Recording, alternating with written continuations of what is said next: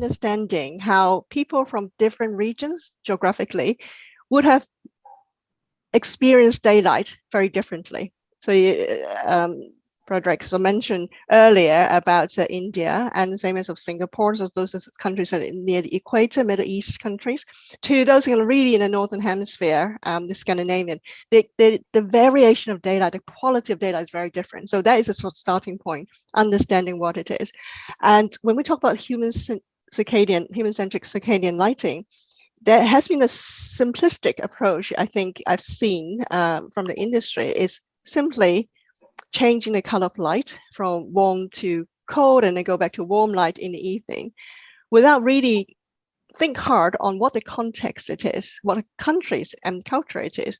So as we always come from, think about daylight first. Daylight sort of almost inform what the context of the local climatic conditions are like. So what we have been really kind of promoting and doing some in-house pilot studies with some of these kind of technologies we can get ourselves hands-on is find a way to synchronize the way how you adjust the indoor lighting against in sync with what's happening outdoor. So if you have a very sunny day, then the color temperature will be quite different from a daylight outdoor. And then indoor, we actually synchronized it in the same way of how it varies throughout the day. And in a sort of overcast day, bad weather is quite dull throughout the day, and how that's play itself out. So it's varied by day, but also the actual scenery, the scene setting, the change is actually in real time in sync with the local climate. So that is kind of how we tailored it. And of course, other things is this contrast and variation, the visual experience, the interest need to sort of, that's where the other part of design elements come in. This is very important on how we deal with the color changing of the light, is because even with the bulk, the amount of scientific research is done, there's still a number of elements that is inconclusive yet.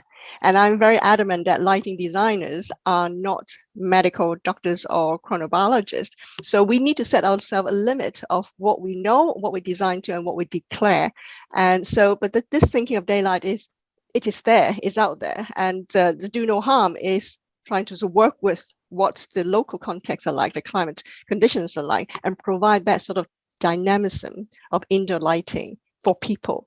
And it is really actually beyond just a simple color temperature as well, because I touched on about spectrum, the importance of spectrum and matching the kind of the perfect light spectrum of that. So we still looking for a lot of advancement from the manufacturers, technology sectors to help us to achieve this kind of ideal situations.